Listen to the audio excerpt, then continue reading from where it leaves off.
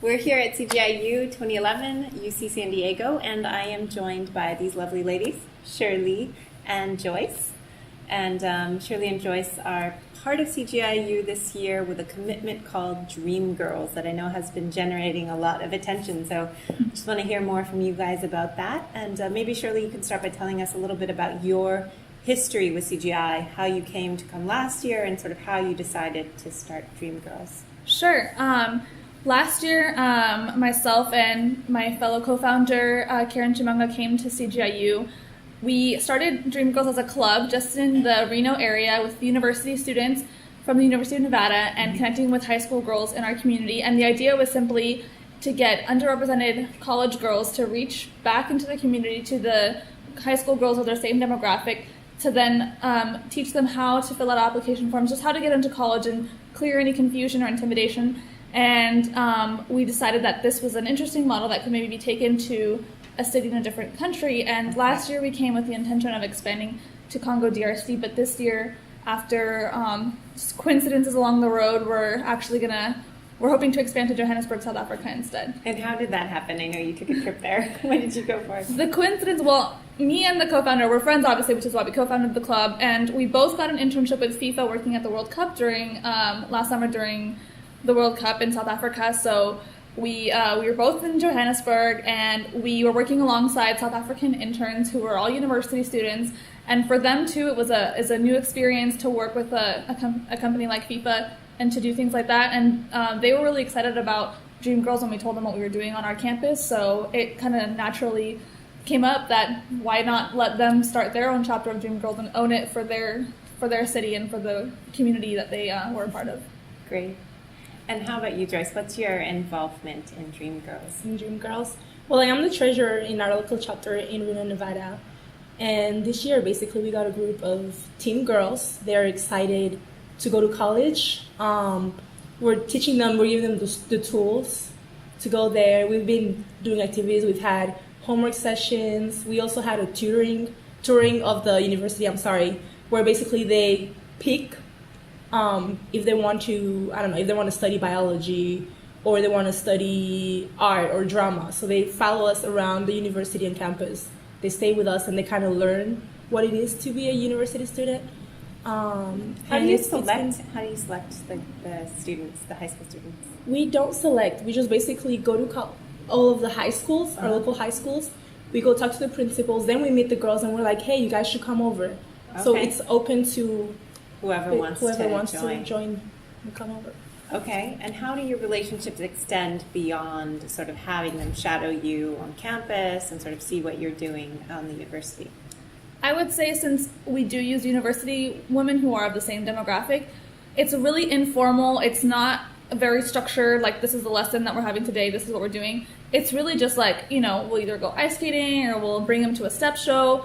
Really things that make them see you as like a future version of themselves in like a matter of a year or two. Interesting. So we really try to connect with them on that personal level instead of saying we know better for your life, right? Because so it's like a sisterhood. Exactly. Yeah. Rather than sort of a mentorship, it's sort of just like treating these girls as sisters. Exactly.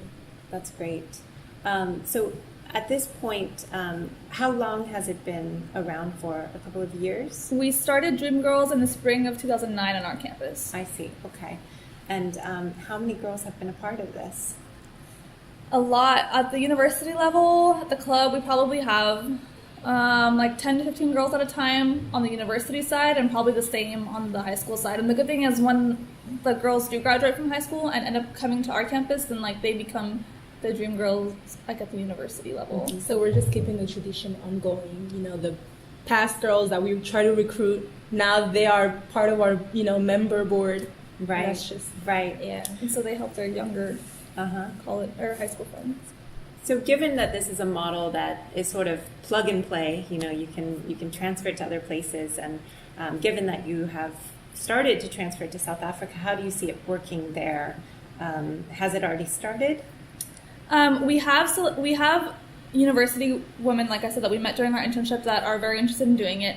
The way that we see it working is, like I said, the girls taking ownership of it themselves. So a lot of the models or the commitments here require the CGI student to go back and forth between Right. a country to implement their program, but we don't want to do that at all. We want to go with the idea, show them how it worked for our community, and let them take ownership of how it's going to work for their own community, and then just let it grow on its own. So just plant the seed, let it grow. We want to keep up with like the statistics and make sure that it's producing the effect that we want, which is more women in higher education. But essentially, we would like the women themselves to let us know what it's going to be for them. That's terrific. Yeah, and I love that idea that we have taken, from allowing them to take ownership of their girls, because they're South African college students and they know better about their culture, so they're teaching Right. high school girls, this is the way to do it in our way. We don't see that in our own eyes because we're American girls. I don't know if that makes sense. Yeah, no, that makes sense. It's good. I think it's absolutely true. Every local context is different, and it's really best for that community to own those programs themselves. How's your experience at CGI been so far this year? Amazing. Yeah. It's my first time, and Go ahead, keep going. I feel really inspired. I'm ready to take the world, basically. Our focus right now is South Africa, but I'm like, we need to take on India, Cameroon, China, etc. I loved it, and I want to come as often as I can. I really do. Yeah.